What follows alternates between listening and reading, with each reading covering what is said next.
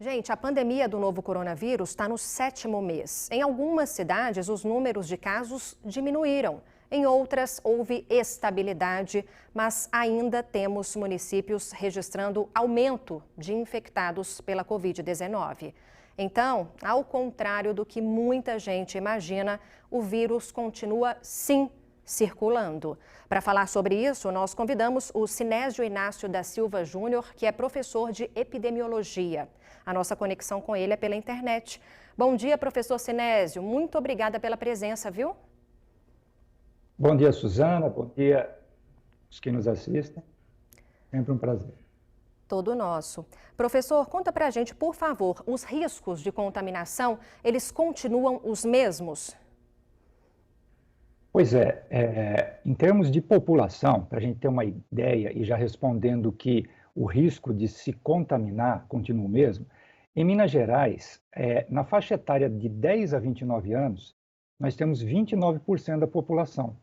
Só que dos casos confirmados até agora, felizmente até 21% foram nessa faixa etária. Então, dos 10 aos 29, entre os mais jovens, existe o maior potencial de ainda haver transmissão.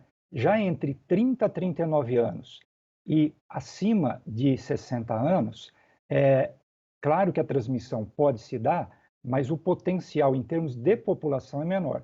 Individualmente, todos nós sim temos, se não tomarmos as medidas de precaução já exaustivamente preconizadas, temos o risco. E a maior preocupação é essa.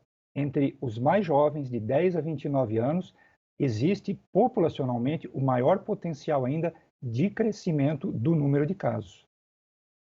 Pois é, professor, tá difícil segurar o pessoal dentro de casa, principalmente os jovens, e aí são muitos os casos, né, em que eles mesmos acabam levando a doença para dentro de casa. Quais os perigos disso? Exatamente, Suzana. Para a gente ter uma ideia, 1 em cada 10 domicílios no Brasil, e em Minas Gerais chega até a ser um pouquinho maior, tem idosos. Então, com a maior circulação, com a abertura das atividades e a falta de cuidado, especialmente no uso da máscara, vai fazer ou pode fazer com que essas pessoas mais jovens, que têm menos risco de ter uma complicação, mas elas levem para suas famílias esse vírus e as pessoas mais suscetíveis venham a sofrer mais. O que nós precisamos também ter muito claro é que, embora entre os mais velhos e as pessoas com doenças crônicas, esse risco de morte ou de complicação é muito maior do que entre os jovens, é preciso ter claro que mesmo uma pessoa idosa, saudável, sem nenhuma doença crônica, ela pode ter um risco menor de complicação do que um adulto jovem que tenha uma hipertensão, diabetes, uma doença pulmonar. Então, a colaboração fundamental nessa, vamos dizer assim, torçamos, para que seja a reta final, da epidemia, é muito importante para que a gente não tenha uma ascensão, uma nova escalada de casos. Então, o cuidado com as nossas famílias, o cuidado entre todos, é muito e sempre será muito importante. Vale lembrar, professor, que há diversos casos, de jovens que perderam a vida para a Covid-19. Exatamente. E vários desses casos, são complicações que as pessoas, às vezes, não é que esquecem, é que é uma doença nova e a gente está aprendendo.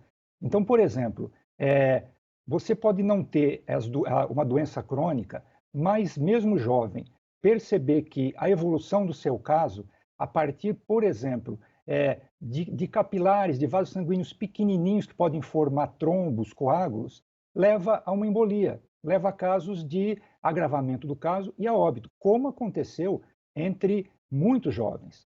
Então, quando a gente, e quando se fala que a gente precisa ter um pouco mais de solidariedade mesmo, para que atividades que necessariamente, para a atividade econômica andar, não precisam ser feitas, como aglomerações em que as pessoas, pela característica delas, as tais, festas clandestinas, em que você fala mais alto, então você tira a máscara, isso aumenta o risco.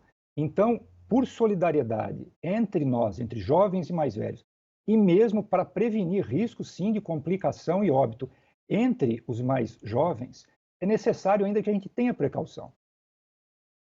Última perguntinha rapidamente, professor.